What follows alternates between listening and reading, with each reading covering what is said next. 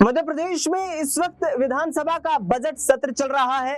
मध्य प्रदेश के वित्त मंत्री ने 4 लाख करोड़ से अधिक की राशि का बजट पेश किया है और इस बजट में सरकार की तरफ से यह दावा किया गया है कि हम किसानों, महिलाओं, बेरोजगारों, शिक्षा, स्वास्थ्य और तमाम उन क्षेत्रों में आगामी वक्त में और ज्यादा योजनाएं लेकर के आएंगे जिससे प्रदेश की जनता जो है उसके लिए जन कल्याणकारी योजनाएं शुरू की जाए।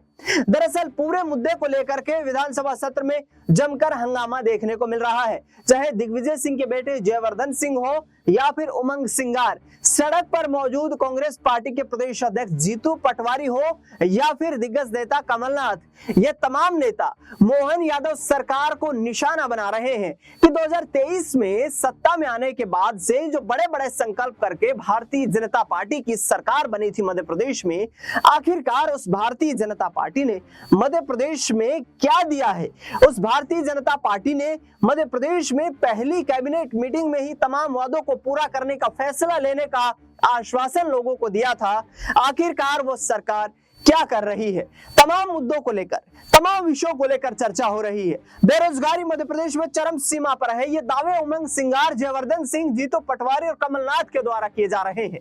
मध्य प्रदेश के युवाओं में सरकार के प्रति विश्वास खत्म हो चुका है, ये बड़ी बातें जीतू पटवारी कहते हुए नजर आ रहे हैं। बार बार जिस तरीके से मोहन यादव सरकार के खिलाफ कर्ज, कमीशन, करप्शन की बात कर रहे हैं, तो दूसरी तरफ पूर्व मुख्यमंत्री और वर्तमान में केंद्रीय कृषि मंत्री शिवराज सिंह चौहान को लेकर भी जीतू पटवारी लगातार हमलावर हो रहे हैं। ऐसे में देखना दिलचस्प ये रहेगा कि आगे आने वाले वक्त में क्या वाकई भारतीय जनता पार्टी के लिए मुश्किलें खड़ी करती हुई नजर आएगी कांग्रेस पार्टी, क्योंकि जिस तरीके से प्रदेश अध्यक्ष की लड़ाई की बात करें या तमाम नेताओं को एकजुट रखने की बात करें, इसमें भारतीय जनता पार्टी में मध्य प्रदेश में 2 खेमे बटे हुए हैं, जिसमें एक वो प्रॉपर बीजेपी का खेमा, प्रॉपर भारतीय जनता पार्टी की विचारधारा के लोग, और दूसरी ओर ज्योतिरादित्य सिंधिया के साथ सरकार में शामिल होने वाले लोग। ये तमाम नेता एक दूसरे के आमने सामने अब पदों की चाहत में आकर के खड़े हो गए हैं। दरअसल आपको बता दें कि मध्य प्रदेश में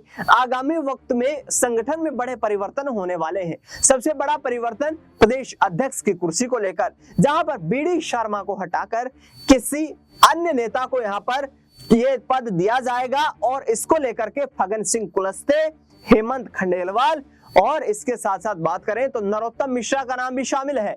दरअसल नरोत्तम मिश्रा पर भारतीय जनता पार्टी विश्वास जताती हुई नजर नहीं आती है, क्योंकि नरोत्तम मिश्रा उन्हीं 22 विधायकों में शामिल थे जो 22 विधायक कांग्रेस छोड़कर 2020 में बीजेपी में शामिल हुए थे।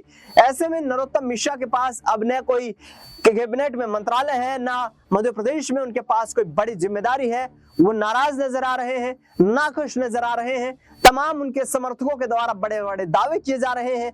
प्रदेश अध्यक्ष की कुर्सी को लेकर अपने आप को इस फाइट में, इस रेस में शामिल करते हुए देख रहे हैं।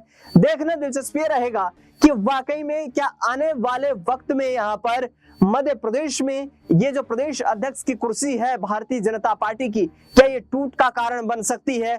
क्योंकि लगातार जिस तरीके से खींचतान हो रही है वो वाकई यहाँ पर मध्य प्रदेश में कहीं ना कहीं भारतीय जनता पार्टी के लिए सरदर्द बनी हुई है।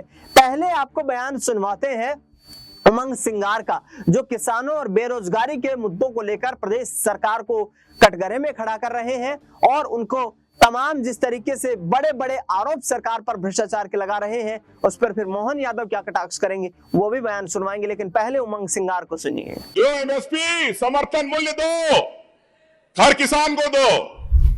किसान की बात राज्यपाल जी के अभिभाषण में 5 रुपए कनेक्शन की बात थी, वित्त मंत्री जी के बजट भाषण में गायब हो गया 5 रुपए। तो क्या विरोधाभास? एक ही सरकार के मंत्री और राज्यपाल जी 5 रुपए कनेक्शन में आप कनेक्शन देना चाहते हैं? क्या है, पूरा किसान देख रहा प्रदेश का कि आप किसको 5 रुपए में कनेक्शन देना चाह रहे हैं। आप भ्रमित कर रहे हैं इस किसान को प्रदेश के, उसको आपको नीति स्पष्ट करना पड़ेगी। 18 लाख स्थायी कनेक्शन है लगभग पूरे प्रदेश के अंदर, क्या आप उनको 5 रुपए कनेक्शन में देंगे? ये स्पष्ट होना चाहिए माननीय मुख्यमंत्री जी कि क्या 1.5 लाख आपके स्थायी कनेक्शन है, क्या आप उनको 5 रुपए में देंगे? ये स्पष्ट होना चाहिए। मैं समझता हूं कि ऐसे जुमलेबाजी से हमें किसान से वोट लेते, किसान हमारा अन्नदाता है, उसके साथ झूठ फरेब नहीं होना चाहिए। किसान सम्मान निधि 5 से 6 हजार रुपए मिलती, मैं कई बार बोल चुका हूं। किसान चाहता है सम्मान निधि नहीं, किसान चाहता है एमएसपी, समर्थन मूल्य। किसान हमारी जो फसल का नुकसान था उसको बीमा चाहिए। 6 हजार रुपए देख रहे, आज 6 हजार के अंदर किस किसान का घर चलता? कोई भी बता दे, आम व्यक्ति को बता दे कि साल भर एक चलता। यह भीख दी जा रही है उस किसान को। अगर आपको देना है उस किसान को एमएसपी दे, समर्थन मूल्य दे। और हमारे आदिवासी वन अधिकार पट्टे कि किसान निधि उनको तो मिलती ही नहीं है। दो एमएसपी, समर्थन मूल्य दो, हर किसान को दो। मैं आपसे कहना चाहता हूं माननीय अध्यक्ष महोदय कि जिनको वन अधिकार के पट्टे मिले आदिवासियों को, उनको भी किसान सम्मान निधि नहीं मिलती। इस पे भी व्यवस्था ने 2016 में 19 में ऑर्डर निकला, लेकिन ऑर्डर का अभी तक नीचे तक कोई उस पर कार्रवाई नहीं हुई। तो उमंग सिंगार को आपने सुना, जो साफ तौर पर नेता प्रतिपक्ष होने की जिम्मेदारी निभाने की बात कर रहे हैं और इसके साथ साथ मोहन यादव सरकार को कटघरे में भी खड़ा कर रहे हैं। अब देखना दिलचस्प ये रहेगा कि आने वाले वक्त में किस तरीके से यहाँ पर कांग्रेस पार्टी मजबूती के साथ बीजेपी को निशाना बना पाती है। जीतू पटवारी लगातार हमलावर हो रहे हैं। अब बयान सुनवाते हैं बेरोजगारी के मुद्दे पर, जो सरकार के खिलाफ सवाल खड़े कर रहे हैं नेता, उनमें मुख्यमंत्री मोहन यादव ने किस तरीके से पलटवार किया है। किसानों की, बेरोजगारों की स्थिति को लेकर के मुख्यमंत्री मोहन यादव क्या कुछ कहते नजर आ रहे हैं, सुनिए जरा। 2-3 माननीय विधायकों ने भी कहा पुलिस कांस्टेबल की, आपकी जानकारी के लिए बताऊं, उसका रिजल्ट भी ओपन हो गया और लगभग 6000 से ज्यादा नए जवानों को पुलिस में भर्ती किया गया। उनका अपना ये इस रिजल्ट के साथ हो गया, रिजल्ट ओपन। हर हालत में हमारा प्रयास है कि ओबीसी वर्गों को उसका हक मिले, हम उस दिशा में लगातार आगे बढ़ रहे हैं। भारतीय जनता पार्टी की सरकार एससी, एसटी, ओबीसी सहित गरीब वर्ग के, सामान्य वर्ग का सबका ध्यान रखती है। जरा भी कोई बाल बराबर किसी के हक के साथ कोई अन्याय नहीं करेगी। इसीलिए इन सारे मसलों पर अगर कोई बात कहनी हो तो व्यक्तिगत भी कह सकते हैं। मैं सामान्य सदस्य से निवेदन करूंगा कि वो अपनी बात कहे, लेकिन अभी मैं जो बात बताने जा रहा हूं, हमारे यहाँ पीएससी की बात माननीय नेता प्रतिपक्ष जी आपने कही। पहली बार ऐसा हो रहा कि 3 साल की पेंडिंग हुई, हर साल की हमने इसी साल परीक्षा कराई। 1, 2, 3 कोई पद खाली नहीं रहने देंगे, सभी हर प्रकार के पद हर विभाग के।